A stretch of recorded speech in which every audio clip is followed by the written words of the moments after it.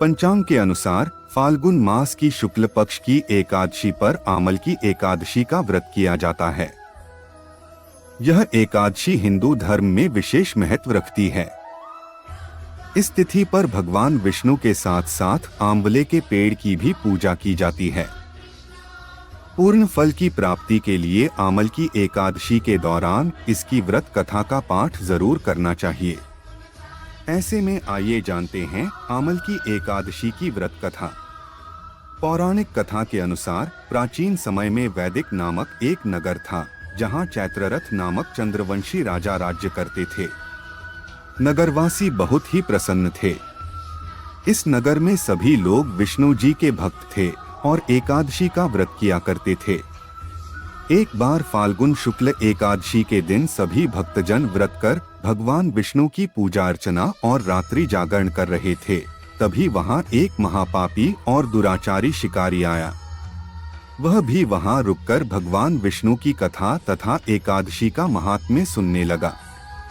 इस प्रकार उस शिकारी ने अपनी पूरी रात जागरण करते हुए व्यतीत की। अगले दिन वह घर गया और भोजन करके सो गया। कुछ दिनों बाद ही उस बहेलिया का निधन हो गया। शिकारी के पापों के कारण उसे नरक भोगना पड़ता, लेकिन उसने अनजाने में आमल की एकादशी व्रत कथा सुनी थी और जागरण भी किया था। इसलिए उसने राजा विदुरथ के घर जन्म लिया और उसका नाम वसुरथ रखा गया। एक दिन वसुरथ जंगल में भटक गया और एक पेड़ के नीचे सो गया। उस पर कुछ डाकुओं ने हमला कर दिया, लेकिन उनके अस्त्र शस्त्र का राजा पर कोई असर नहीं हुआ और राजा सोते रहे। जब राजा की नींद खुली तो उन्होंने पाया कि कुछ लोग जमीन पर मृत पड़े हुए हैं। उन्हें देखकर राजा समझ गए कि वह उसे मारने आए थे। तभी आकाशवाणी हुई कि हे राजन, भगवान विष्णु ने तेरी जान बचाई है। तुमने पिछले जन्म में आमल की एकादशी की व्रत कथा सुना था और यह उसी का फल है। आमल की एकादशी की एक अन्य पौराणिक कथा भी प्रचलित है। कथा के अनुसार भगवान विष्णु की नाभि से ब्रह्मा जी की उत्पत्ति हुई। ब्रह्मा जी को स्वयं के बारे में जानने की इच्छा हुई।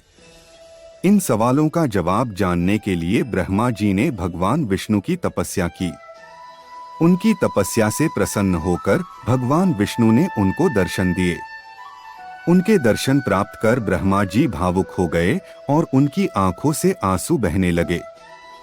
जहां ब्रह्मा जी के आंसू गिरे वहां आंवले का पेड़ उत्पत्ति हुई। तब भगवान विष्णु ने कहा कि आपके आंसू से आंवले का पेड़ उत्पत्ति हुई है। यह पेड़ और इसका फल मुझे बहुत प्रिय होगा।